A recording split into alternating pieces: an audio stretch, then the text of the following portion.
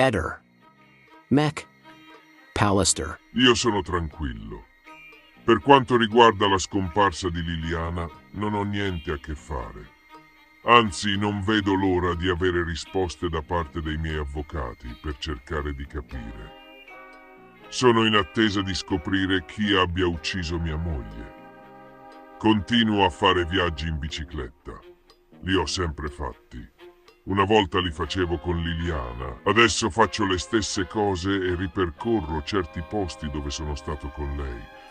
Non è che mi diverta, ma questo senso di libertà, questo piacere di vedere cose nuove e posti meravigliosi mi dà quell'aiuto che non può darmi nessuno. Per questo viaggio tantissimo. Mi manchi tanto, tanto, Lily. Vorrei poterla avere qui vicino a me. Io sono sempre stato un lupo solitario.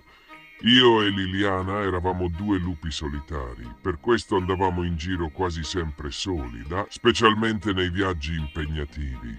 In Europa, in Spagna, in Francia, in Italia, abbiamo fatto un po' tutto. Io adesso vado per conto mio. Non ho voglia di coinvolgere altre persone, anche perché sono in una fase delicatissima. Anche se fortunatamente non sono stato abbandonato, le amicizie sono sempre rimaste. Non devi confonderle con quello che riguarda determinati amici e parenti. Per il resto, tutta gente che ha comunque stima in me, mi è vicina. Non crede assolutamente che io abbia a che fare con la morte di Liliana. Anzi, mi sono molto vicini. Anche da indagato, sono sereno e tranquillo, nel senso che può essere un atto dovuto. Adesso vediamo con gli avvocati cosa covano sotto, cosa c'è. Vogliamo sapere quali elementi hanno in mano gli inquirenti. Delitto di Garlasco, incidente probatorio 2025. Il fruttolo della discordia e la scienza infallibile, forse. Benvenuti al nuovo episodio di CSI Garlasco, la saga infinita, dove ogni oggetto, anche un sacchetto della spazzatura, può diventare protagonista di una scena del crimine datata 2007, ma che magicamente riesce a generare nuove indagini ogni tot anni, come le edizioni di Sanremo. Domani, 19 giugno, si apre il secondo appuntamento dell'incidente probatorio nella rinnovata inchiesta sulla morte di Chiara Poggi, con il focus che, stavolta, è su qualcosa di davvero esplosivo. La pattumiera. Sì, avete letto bene. Dopo 18 anni di silenzi, condanne definitive, battaglie legali e ricorsi su ricorsi, la scena si sposta tutta su un sacchetto di plastica azzurrino, contenente l'antico bottino di una colazione qualunque.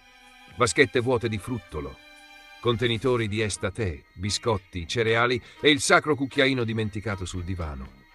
Tutto, naturalmente, rimasto indisturbato nella villetta di Via Pascoli fino al 2008, quando la famiglia Poggi rientrò in possesso dell'abitazione. A quel punto, colpo di scena, la spazzatura venne sequestrata. A chi non capita di conservare 8 mesi di immondizia prima di accorgersi che potrebbe servire per un incidente probatorio? La pattumiera del destino. Domani i periti nominati dalla GIP Daniela Garlaschelli, la genetista Denise Albani e il dattiloscopista Domenico Marchigiani avranno l'onore di aprire il famoso sacchetto dei misteri. A quel punto la suspense raggiungerà vette mai toccate. Troveranno DNA, impronte, tracce di chi ha fatto colazione con Chiara il 13 agosto 2007? Forse una mano insanguinata che ha toccato la plastica del fruttolo? O magari, perché no, uno scontrino parlante come nelle storie di Chi l'ha visto. Tutto si gioca sul fruttolo. Perché Andrea Sempio, attualmente indagato per la terza volta in 18 anni, ha giurato in tutte le salse di non averlo mai mangiato. Non quel giorno. Non mai. Il fruttolo è diventato un po' il suo alibi inverso. Se salta fuori il suo DNA sulla confezione non potrà più dire «non l'ho mangiato, non ero lì». E addio fruttolo, addio innocenza. L'era della scienza ritrovata. Nel frattempo, mentre i periti scavano nel sacchetto come archeologi in un sito Maya, si apre un altro fronte, quello delle impronte. Martedì scorso, nella prima giornata dell'incidente probatorio, si è lavorato su metà delle 35 impronte repertate. Alcune risalgono addirittura alle prime indagini, altre sono più recenti. Una, la numero 33, è ormai famosa come un personaggio di Netflix. attribuita ad Andrea Sempio, nonostante i difensori del giovane continuino a sostenere che si tratti di un errore frutto del solito DNA scarso, degradato, compromesso, praticamente un relitto biologico. Ma la scienza, si sa, non si arrende. Gli esperti analizzeranno anche la intonaco delle scale, il famoso pigiama di Chiara, eppure i tamponi prelevati dalle unghie della vittima.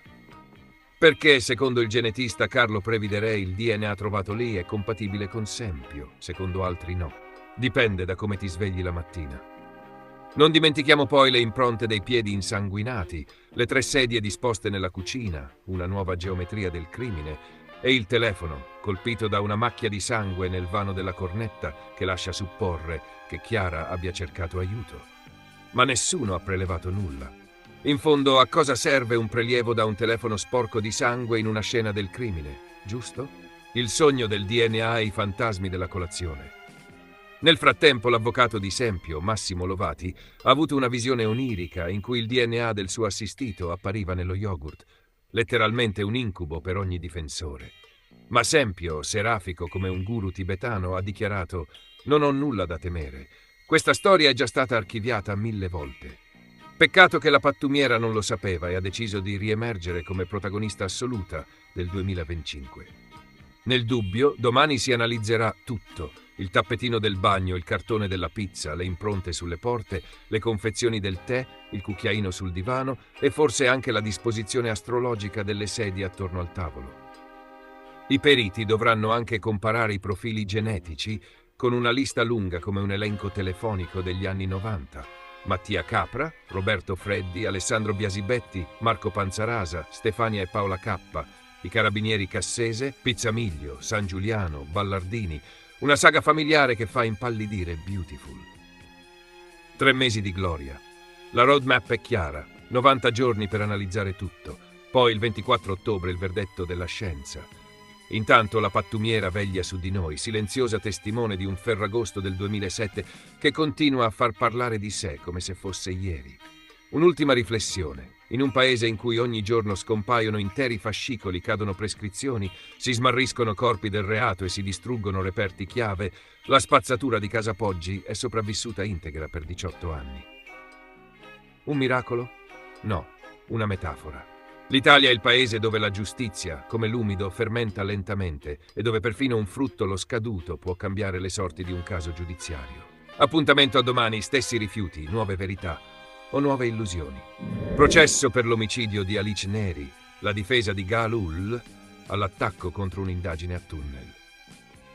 È cominciato il contrattacco della difesa nel processo per l'omicidio di Alice Neri, la 32enne di Ravarino trovata carbonizzata nel bagagliaio della sua auto a Fossa di Concordia, nella Bassa Modenese, il 18 novembre 2022. Una scena del crimine atroce, un corpo dato alle fiamme, una giovane madre uccisa in circostanze ancora oggi avvolte da molte zone d'ombra. Ed è proprio su quelle ombre che ieri in aula l'avvocato Roberto Ghini ha puntato con forza il dito. Difensore dell'imputato Mohamed Galul, unico rinviato a giudizio per il delitto, Ghini ha iniziato la sua lunga arringa, destinata a proseguire mercoledì prossimo, con un'esposizione di oltre 4 ore, durante le quali ha attaccato duramente il metodo seguito dagli investigatori. Un'indagine tunnel, ha ripetuto come un mantra. Un'indagine cioè cieca, focalizzata sin dall'inizio su una sola pista, senza esplorare con doveroso rigore tutte le possibili alternative. Per la difesa, la procura avrebbe trascurato elementi potenzialmente decisivi per ricostruire il vero movente, le ultime ore della vittima e le reali responsabilità. L'arringa difensiva si inserisce nel momento conclusivo di un processo complesso e doloroso che cerca di stabilire una verità giudiziaria sulla fine di Alice Neri, donna, madre, moglie e lavoratrice, uccisa all'età di 32 anni. Una verità che, come spesso accade in casi così mediatici, è diventata oggetto di una narrazione frammentata e a tratti contrastante, che si riflette anche nei ruoli in aula. I legali della madre e del fratello di Alice, presenti come parti civili ma rimasti in silenzio stampa per settimane, hanno rotto brevemente il riserbo, liquidando le argomentazioni della difesa come nulla di nuovo. Una risposta secca, a voler sottolineare che, dal loro punto di vista, non ci sarebbero elementi in grado di minare la ricostruzione dell'accusa. In aula anche le associazioni Casa delle Donne e UDI, Unione Donne in Italia, da sempre impegnate contro la violenza di genere, che hanno commentato con fermezza una scelta che ha fatto discutere, quella di Nicholas Negrini, marito di Alice, di uscire dal processo come parte civile. Un passo compiuto nei mesi scorsi e formalizzato dal suo avvocato Antonio Ingroia sulla base di una motivazione non banale. Negrini non si è mai detto convinto della colpevolezza di Mohamed Galoul. Una posizione che ha spaccato l'opinione pubblica e lasciato emergere interrogativi sulle dinamiche familiari e personali che hanno preceduto il delitto. L'ex PM Ingroia, a sua volta, ha precisato che il ritiro dal processo non equivale a un'assoluzione, ma a un atto coerente con l'onestà intellettuale del marito, che non avrebbe voluto accusare un uomo su cui non riteneva ci fossero certezze sufficienti. Una presa di posizione scomoda, certo, ma che riporta al centro dell'attenzione un tema scomodo, quello del dubbio. Intanto il processo si avvia alla conclusione. La parola spetterà ancora alla difesa la prossima settimana per completare l'esposizione delle proprie tesi. Poi toccherà ai giudici decidere se Mohamed Galoul, arrestato in Francia nel dicembre 2022, estradato e detenuto in Italia, è il vero responsabile di quel crimine brutale, oppure se l'indagine ha davvero imboccato, come sostiene il suo avvocato, un tunnel da cui ha escluso tutto il resto. Resta l'attesa per la sentenza e per il verdetto che dirà, almeno a livello processuale, chi ha ucciso Alice Neri. Ma resta anche il dolore di una comunità e di una famiglia, spezzata per sempre.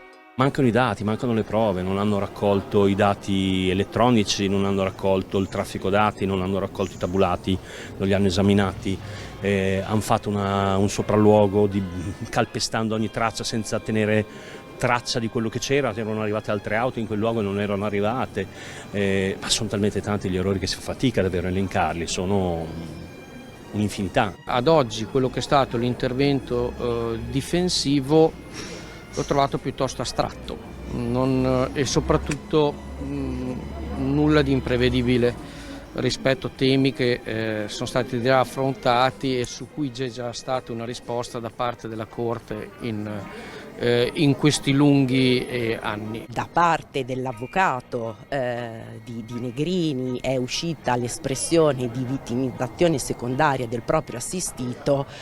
Diciamo che ci siamo sentite toccate un po' nel vivo, perché la vittimizzazione secondaria è un concetto anche normativo e prima di utilizzarlo bisognerebbe saperne il significato. Uomo di oltre 70 anni, Giuseppe Romano, pensionato e vedovo, è stato trovato morto nella sua abitazione di Via Valenti a Leonforte. L'anziano viveva da solo. Il suo corpo giaceva in una pozza di sangue con evidenti segni di violenza. È stato colpito più volte con un oggetto contundente, presumibilmente un martello, rinvenuto accanto al cadavere. Alcuni dei colpi, secondo una prima ispezione, lo hanno raggiunto alla testa con particolare ferocia. Le indagini sono affidate agli agenti del commissariato di Leonforte, sotto il coordinamento della procura di Enna. Gli investigatori non escludono nessuna pista. L'ipotesi più immediata è quella di una rapina degenerata in omicidio, ma chi sta conducendo l'inchiesta lascia intendere che il ventaglio di possibilità resta ampio. La scena del crimine era intrisa di sangue, a indicare una violenza prolungata e brutale. La scoperta è avvenuta nel primo pomeriggio, ma inizialmente si era pensato a un incidente domestico.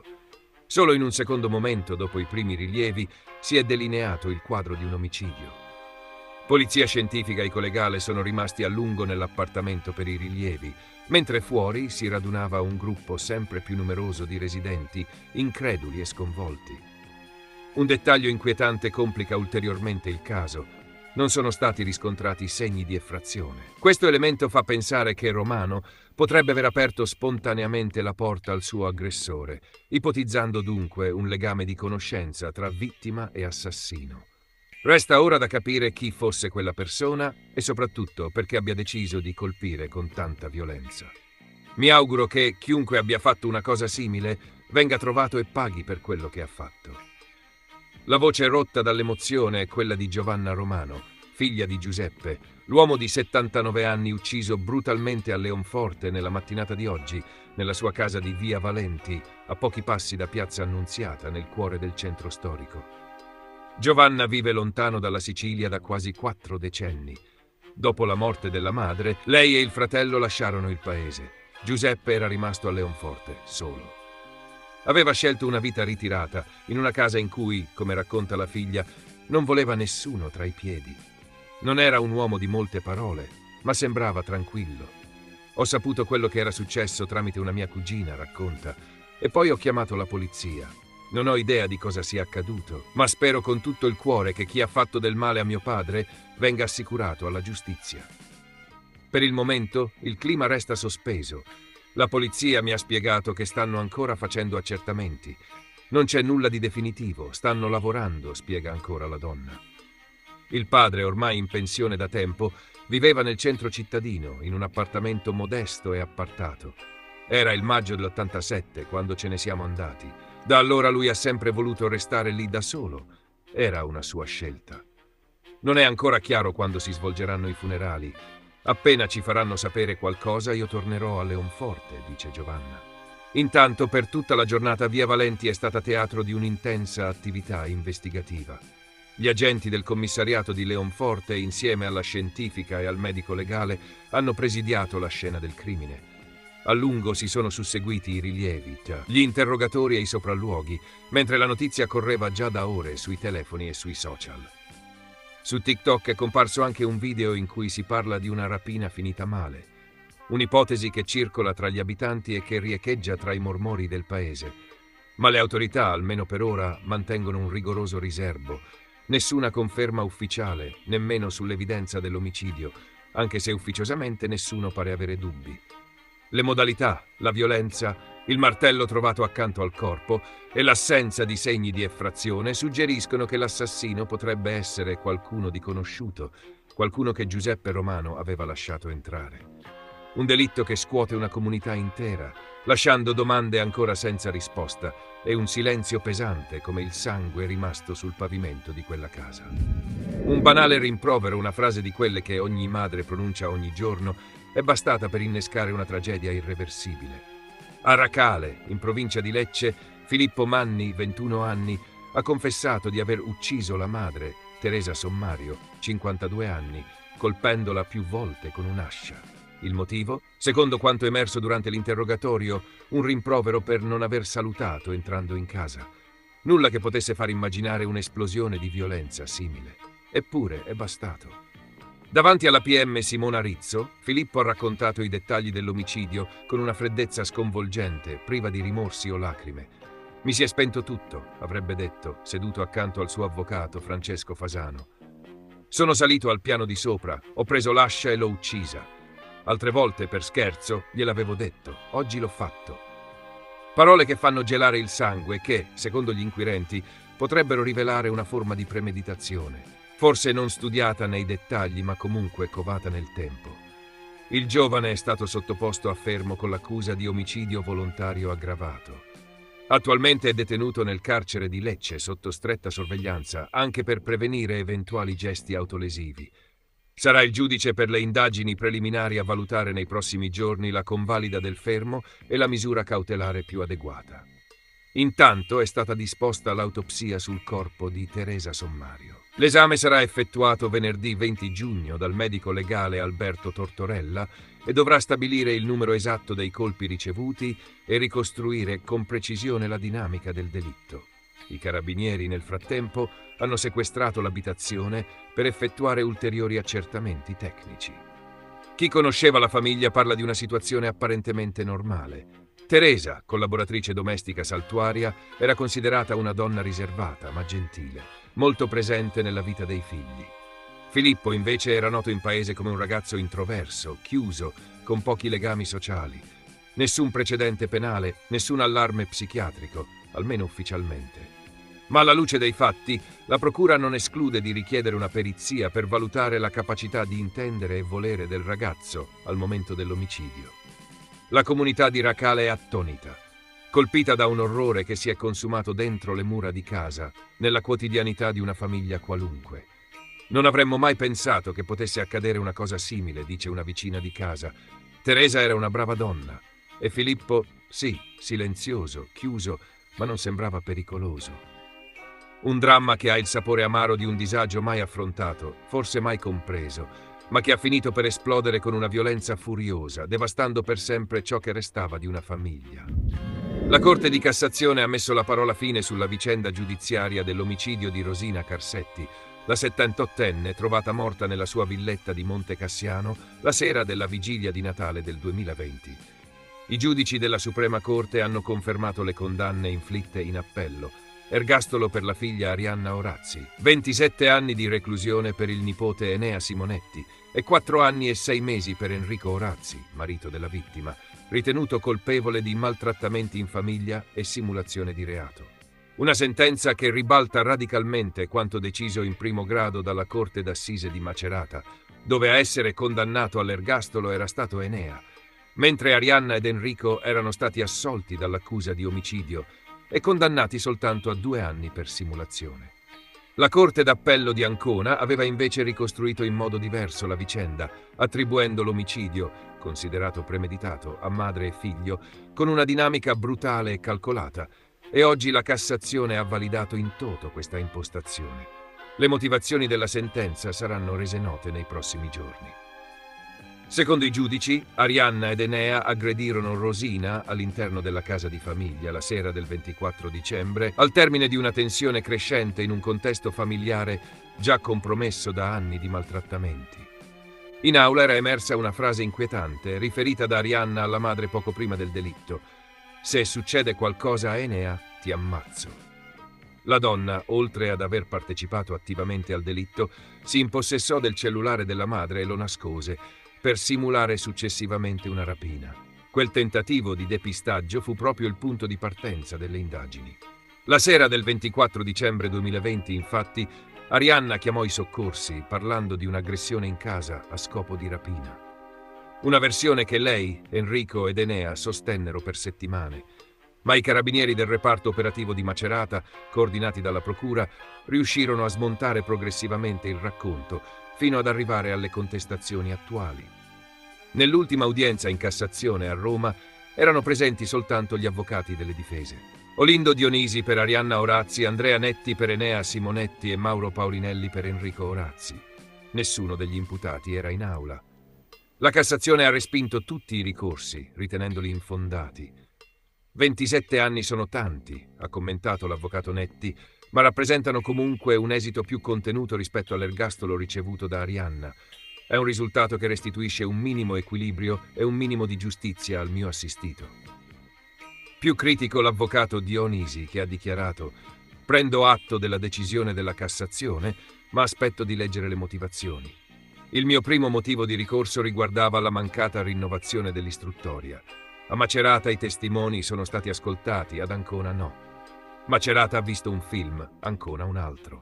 Arianna Orazzi, secondo quanto riferito dal suo legale, ha già appreso l'esito della sentenza e non si sottrarrà all'esecuzione della pena. Il delitto di Monte Cassiano resta una delle vicende familiari più scioccanti degli ultimi anni, una tragedia maturata tra le mura domestiche, in un ambiente descritto come teso, oppressivo, dove la violenza non era esplosa all'improvviso, ma forse covava da tempo, fino a quel 24 dicembre in cui tutto è deflagrato in modo irreversibile. Ehi, non dimenticare di iscriverti a questo canale.